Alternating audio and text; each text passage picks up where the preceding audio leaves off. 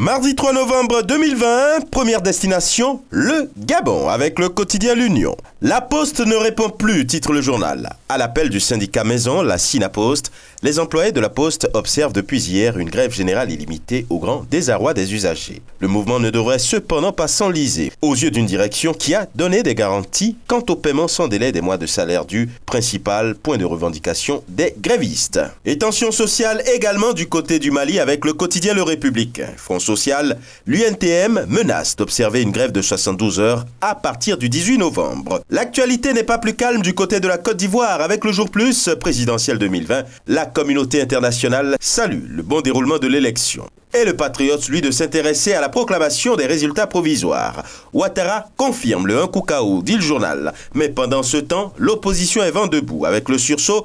Un rapport d'experts émet de sérieux doutes sur la crédibilité des élections, dit le journal. Lequel rapport revient également aux manchettes du quotidien d'Abidjan. Livrant leur rapport de fin de mission, les observateurs internationaux crucifient le régime. Avec le nouveau réveil, on passe à autre chose. Après le forcing manqué de l'opération électorale du 31 octobre, Bédié préside le Conseil national de transition. Un gouvernement de transition formé dans les prochaines heures, dit le journal. Et cette actualité fait également la manchette de l'héritage. Mise en place du Conseil national de transition civile, Bédié, le nouvel homme fort de la Côte d'Ivoire. Et le journal de commenter que comme en 2010, la Côte d'Ivoire irait vers deux gouvernements. Les élections en ligne de mire également au Burkina Faso avec le quotidien L'Information pour tous. Campagne électorale, le MPP sonne la mobilisation à Saba, tandis que Zéphirin Diabré, lui, veut faire du Burkina la nouvelle Chine. Et Edi Komboigo, lui, devise avec ses potentiels électeurs de Tenkodogo, Ouargaï et Koupela. Avec Djibril Ouedraogo, il s'agit de construire une nation rassemblée en paix, forte et prospère.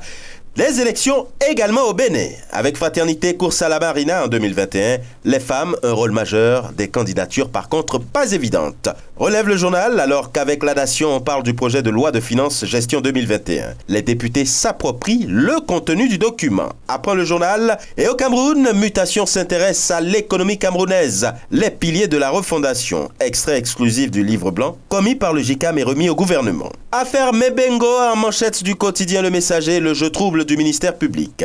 Les incohérences qui ont émaillé l'audience du 29 octobre dernier au TCS cacheraient mal des manœuvres souterraines contre l'ex-ministre de la Défense. Avec le jour, Jean-Baptiste Homsi qui estime que le pape François parle au Cameroun. La tribune de l'ex-prisonnier du président, capitaine d'industrie. Et Cameroun Tribune de mettre en garde, relâchement des mesures contre le Covid-19, ce n'est pas le moment. Au Sénégal, la reconfiguration politique maquille sur les traces de Wade, dit l'enquête. Et le Sud Quotidien, lui de titrer « Promotion d'anciens libéraux au détriment de ses principaux lieutenants ». Macky rebat les cartes. Vox Populi, lui, fait un focus sur le nouveau ministre de l'Intérieur, Antoine Félix Diome, récusé par les khalifistes. Le nouveau gouvernement s'installe également en manchette de Walf Quotidien. Un client de la CREI blanchi en Conseil des ministres, dit le journal. Oumar Sarr et l'ancien procureur spécial Antoine Félix Diome au même banquet. Et ce sera tout pour aujourd'hui.